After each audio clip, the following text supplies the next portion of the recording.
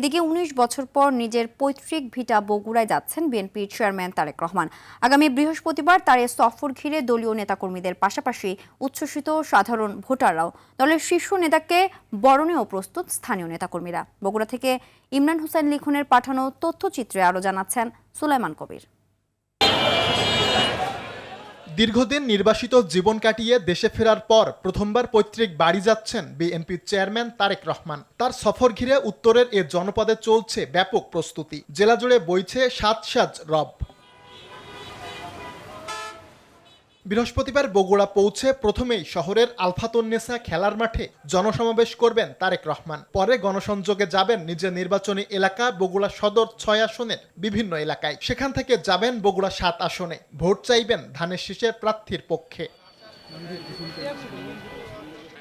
দীর্ঘদিন পর নেতাকে কাছে পাওয়ার খবরে উচ্ছ্বসিত দলীয় কর্মী সমর্থক থেকে এলাকাবাসী। সমাবেশস্থলে চলছে শেষ মুহূর্তের প্রস্তুতি। আদরের ধন জনাব তারেক রহমান উনি আসবেন, এটা বগুড়ার মানুষ ভীষণভাবে অপেক্ষা করছে। আমরা নিজেদেরকে অসম্ভব সৌভাগ্যবান মনে করি যে তারেক রহমান আমাদের আসনের প্রার্থী।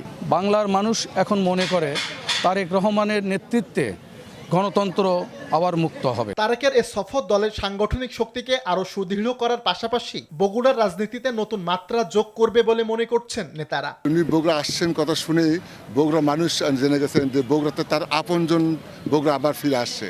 বগুড়া মানুষের একমাত্র আপনজন হলো বিজয় পরিবার। দীর্ঘ 18 বছর পর বগুড়ায় আসছেন, তো কাজী বগুড়ার নেতা কর্মীদের আবেগ, অনুভূতি, উচ্ছ্বাস আলাদা।